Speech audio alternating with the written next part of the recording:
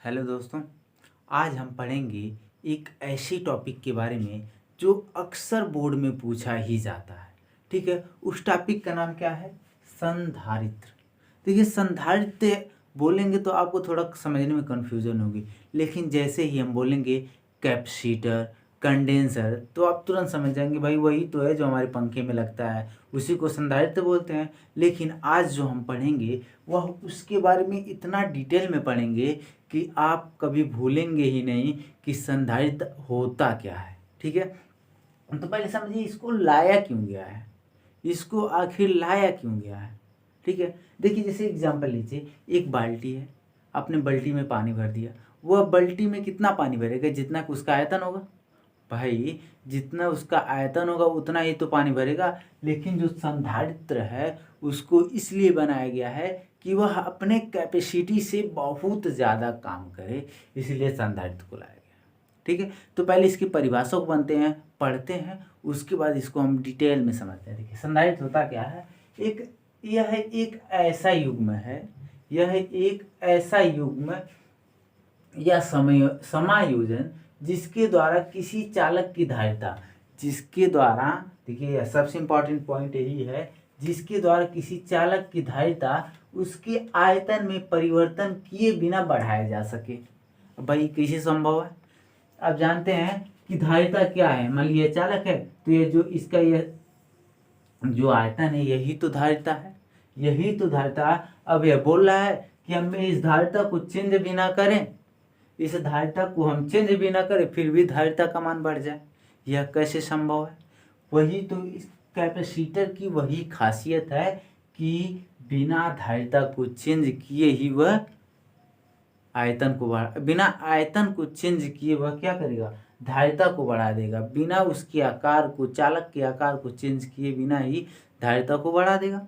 आप जानते हैं धारिता का फार्मूला पहले देखिए। धारिता बराबर क्या होता है? आवेश बटा विभव। यह कह क्या रहा है कि आपको धारिता को चेंज नहीं करना है, चेंज नहीं करना है, फिर भी धारिता का मान बढ़ना चाहिए। अगर धारिता का मान बढ़ेगा तो आवेशों के मान भी बढ़ेंगे। क्यों? है कि नहीं? आप जानते हैं कि ये कोई चालक है तो इसकी जो चालक पे जो धारिता होगी वह क्या करेगी? ज़्यादा से ज़्यादा आवेश को अपनी तरफ लाने की कोशिश करेगी। ठीक है, अब क्या कर रहे हैं, इसी चालक को, धारिता को भी नहीं चेंज कर रहा है फिर भी आवेश बढ़ रहा है। यह कब संभव है? यह तभी संभव है कि जब आवेश को इस बिंदु से इस बिंदु तक लाने में कम कार्य करना पड़े। यह तभी संभव है जब किसी बिंदु से आवेश को इस धारिता पर लाने में कम कार्य करना पड़े। अब बात आती है कम कार्य कब करना पड़ेगा। अब देखिए आपने विभव पढ़ा है, विभव बराबर होता है W/Q0। Q0 क्या है? एकांक धन परीक्षण आवेश है, यह काल्पनिक आवेश होता है। ठीक है, अब यह कह रहा है कि कार्य भी कम करना पड़े, आवेश भी ज्यादा है, कार्य भी कम करना पड़े, आवेश भी ज्यादा है। यह तभी संभव होगा जब विभव का मान कम होगा। यह सब इसी दोनों इक्वेशन से जुड़ा हुआ है। पहला क्या कह रहा है? संधारित्र कह रहा है कि किसी चालक के धारिता को चेंज किए बिना मतलब उस चालक के आकार में या फिर आयतन में चेंज किए बिना ही उसकी धारिता बढ़ जाती है। यह तभी संभव होगा जब विभव के मान को घटाया जाएगा। जैसे ही विभव के मान को हम घटाएंगे फिर क्या होगा? वह चालक अपने विभव के मान को बढ़ाने के लिए फिर और आवेश लेकर आएगा। ध्यान से समझिएगा, जैसे ही हम विभव के मान को घटाएंगे, मान लीजिए विभव V था, हम इसको घटा कर क्या कर दिए? V1 कर दिए। अब यह क्या V1 क्या होगा? फिर से V होने की कोशिश करेगा। अब यह V1 V होने के लिए क्या करेगा? और आवेश लेकर आएगा जल्दी जल्दी। फिर क्या होगा? जैसे यह आवेश आएगा उसी धारिता पर आवेश का मान बढ़ जाएगा। जैसे ही आवेश का मान बढ़ेगा धारिता का मान बढ़ जाएगा। कैसे? देखिए यहाँ पर, देखिए इस इक्वेशन में देखिए C क्या है, जो धारिता है वह समानुपाती है Q के, धारिता है वह समानुपाती है Q के, और जो इसी इक्वेशन में जो धारिता है वह विक्रमानुपाती है विभव के। मतलब अगर आवेश बढ़ाएंगे तो धारिता बढ़ेगी, अगर विभव को बढ़ाते हैं तो धारिता घटती है। लेकिन हम यहाँ पर क्या कर रहे हैं, विभव को घटा रहे हैं, मतलब विभव को घटाते ही धारिता क्या होगी, बढ़ जाएगी। ठीक है, एक बार फिर से समझिएगा, यह बहुत ही इम्पोर्टेंट लेक्चर है, इसको मिस नहीं करना है, स्किप नहीं करना है। फिर से समझिए, धारिता कहता है, संधारित्र कहता है कि किसी चालक की धारिता को चेंज किए बिना ही, किसी चालक की धारिता के आयतन को या आकार को चेंज किए बिना ही उसके धारिता के मान को बढ़ाना है। यह तभी संभव होगा जब b के मान को हम घटाएंगे। b के मान को ही हम क्यों घटाएंगे, वह देखिए यहाँ से। क्यों? क्योंकि b क्या है, वह धारिता के व्युत्क्रमानुपाती है। व्युत्क्रमानुपाती मतलब क्या होता है, जैसे होता नहीं है कि अक्सर क्लास में देखा जाता है कि जो टीचर बच्चे को जो मार करते हैं कि भाई तुम होमवर्क करके लाना, बच्चे क्या करते हैं, होमवर्क नहीं कर लाते। इसका मतलब है कि टीचर और बच्चों में कैसा अनुपात है, विक्रमानुपात है, मतलब उसके विपरीत काम करना। बस विक्रमानुपाती का मतलब होता है उसके विपरीत काम करना। ठीक है, अब यह तो बातें हमें समझ में आ गई। ठीक है, इतना डिटेल में समझाने के बाद अगर नहीं समझ में आती हो तो भाई गलत बात है। ठीक है, अब इसको देखिए, अब बात आती है कैपेसिटर और कंडेंसर में क्या अंतर है। कैपेसिटर और कंडेंसर में क्या अंतर है, देखिए कैपेसिटर और कंडेंसर दोनों एक ही होते हैं, बस उसकी कार्य करने की जो प्रणाली होती है वह अलग होती है। देखिए जो हमारे पास, देखिए यह है कंडेंसर, ध्यान से देखिए यह कंडेंसर है, ठीक है, और यह है कैपेसिटर, यह कैपेसिटर है, यह है कंडेंसर। फिर से, यह कैपेसिटर, यह कंडेंसर। देखिए कंडेंसर यह आपके फैन में लगता है, उसमें दो तार होते हैं, एक पॉजिटिव होता है, एक निगेटिव होता है। दोनों को आप देखिए, आपके पंखे में कितने वायर निकले होते हैं, 4 होते हैं, जिनमें से 2 वायर आपस में सटे हुए होते हैं, एक और 2 खाली होता है, जिसमें से एक कॉमन होता है और एक कनेक्शन या इसमें जोड़ने के लिए होता है। जो 2 तार होते हैं उसको इसमें जोड़ा जाता है, और एक कॉमन को छोड़कर एक और बचता है उसको इसमें जोड़ दिया जाता है। फिर मेन सप्लाई को एक इसमें जोड़ा जाता है जिसमें 2 जोड़े रहते हैं, और जो कॉमन होता है उसको मेन सप्लाई से जोड़ते हैं तो फैन चलने लगता है।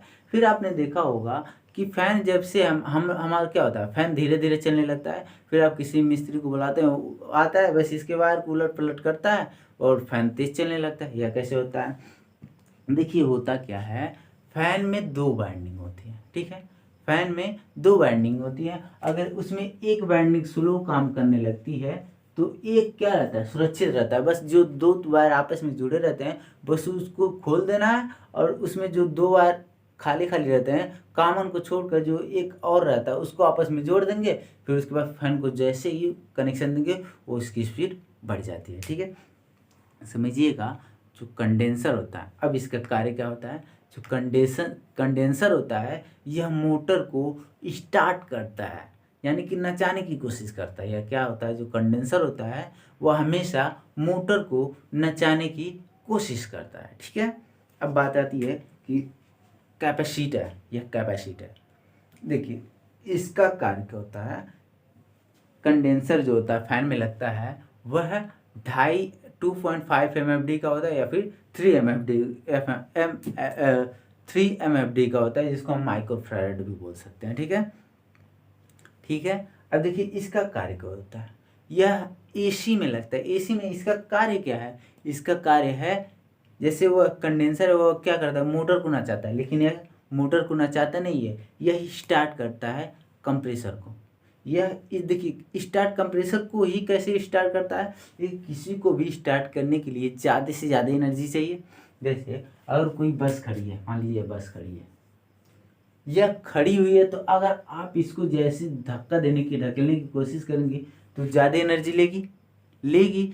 और जैसे ही मान लीजिए थोड़ा ये स्पीड में आ गई तो इसको ढकेलेंगे तो कम एनर्जी देनी पड़ेगी। ऐसा क्यों? हमेशा ध्यान रखिएगा, किसी भी मशीन को चलाने के लिए, स्टार्ट करने के लिए ज़्यादा एनर्जी देनी पड़ती है। हमेशा किसी भी मशीन को चलाने के लिए ज़्यादा से ज़्यादा एनर्जी देनी ही पड़ती है। ठीक है, वही काम है कि कंप्रेसर चलाने के लिए हमेशा ज़्यादा एनर्जी चाहिए, तो वही काम यह करता है कैपेसिटर। अब बात आती है कि कैपेसिटर आखिर ढेर सारे, मान लीजिए हमने बताया है कि विभव V1 से V हो जाता है। अब फिर यह V हो जाएगा तो फिर जाहिर सी बात है जैसे V होगा तो फिर धारिता बढ़ेगी कैसे, यह बात आती है। तो क्या होता है, जैसे यह V होगा, ये जैसे V होगा फिर इसमें से क्या होगी, जो धारा होगी, विद्युत धारिता होगी, वह निकल जाएगी। जैसे कंप्रेसर को चालू जैसे ही करेगी, ज़्यादा एनर्जी देगी, तो जाहिर सी बात है आवेश कम होगा।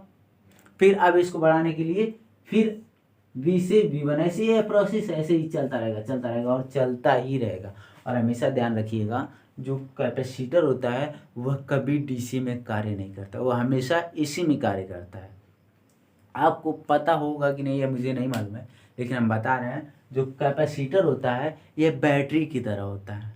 जो कंडेंसर होता है यह भी बैटरी की तरह होता है, बस फर्क इतना है कि बैटरी जो एनर्जी को होता है वह स्टोर करके रखा रहता है, लेकिन जो कैपेसिटर होता है इसमें एनर्जी को, पावर को ज़्यादा समय तक स्टोर नहीं किया जाता है। एग्जाम्पल के तौर पे यह कंडेंसर है, आपने लाइट में ऐसे स्विच को लगाया, ऐसे स्विच में लगाया, हम लगा कर दिखा रहे हैं।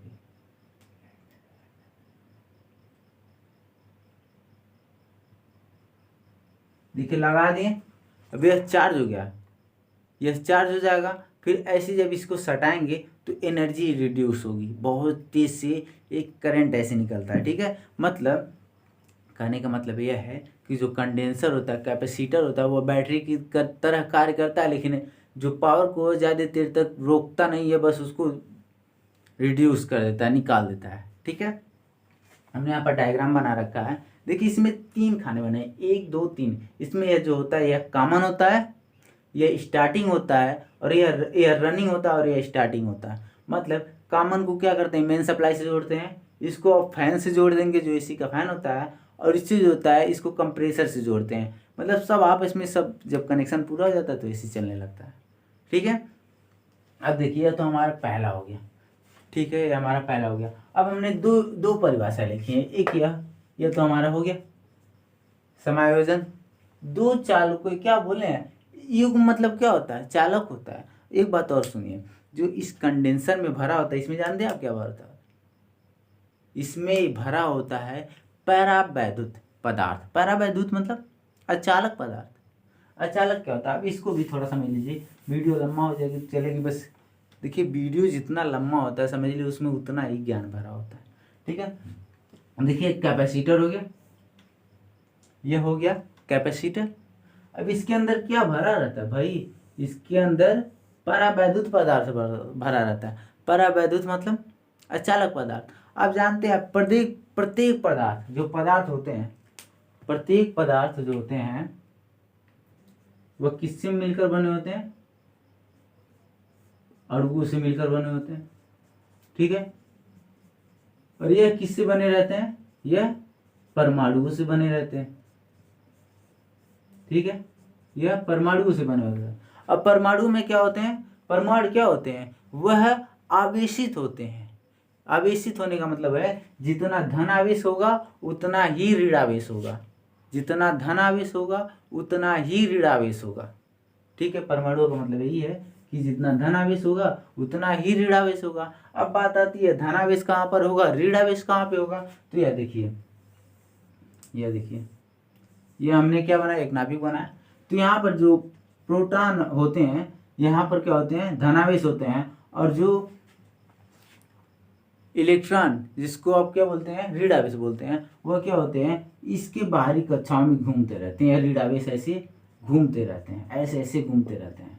ठीक है, ध्यान रखिएगा, परमाणुओं में जितना धन आवेश होते हैं उतना ही ऋण आवेश होते हैं। मतलब यहाँ पर कोई परावैद्युत पदार्थ रखा है तो समझ लीजिए यहाँ पर माइनस होगा, यहाँ पर प्लस होगा तो यहाँ पर माइनस, यहाँ plus minus plus minus plus minus, ऐसे ही होगा, ऐसे ही होगा।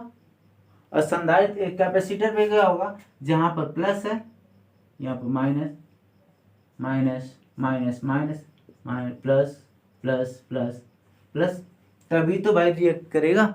ऐसा ही होता है, ऐसा ही होता है।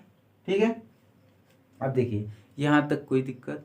ठीक है, यह तो हमारा हो गया। देखिए इसके बारे में हम आगे पढ़ेंगे कि संधारित्र का सिद्धांत क्या होगा, वो हम आगे पढ़ेंगे और डिटेल में। अब आते हैं दूसरा परिभाषा। हमने दो परिभाषा, यह परिभाषा बहुत इम्पॉर्टेंट है, इसको पढ़ना पड़ेगा। दो चालकों का एक ऐसा समूह या युग्म या समूह या समायोजन जो एक दूसरे के समीप हों, जिन पर बराबर व विपरीत आवेश हो तथा जिसकी एक प्लेट पृथ्वी से जुड़ी हो, संधारित्र कहलाता है। आप जानते हैं पृथ्वी क्या है? पृथ्वी एक बहुत बड़ा ही सुचालक है। सुचालक है, चालक है, कंडक्टर है, सभी है। पृथ्वी क्या है? पृथ्वी क्या है? बहुत बड़ा भाई कंडक्टर है, सुचालक है। इसका मतलब यह है कि इसको कितना ही आवेश दे दीजिए या फिर कितना भी आवेश ले लीजिए, इसको कोई फर्क नहीं पड़ता।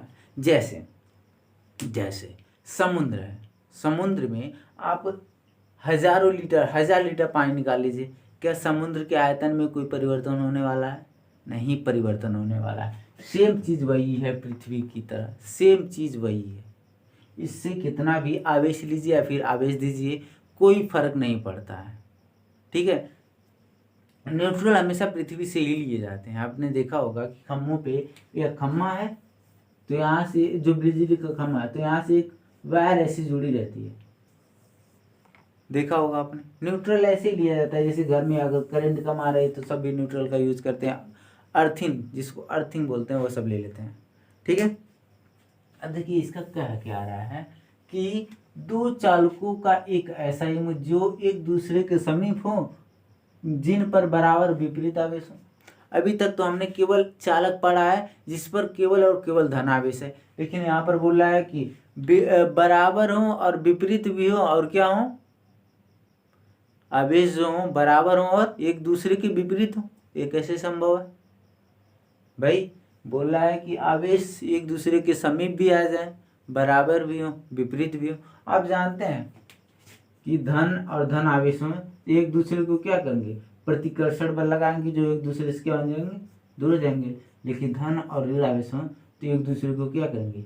आकर्षित करेंगे। ठीक है, आकर्षित करते हैं, ये आपको पता है। लेकिन जो यह बोल रहा है यह क्या है? यही तो संधारित्र का सिद्धांत है। इसी पर हमें दिखाना है कि संधारित्र का सिद्धांत करता क्या है।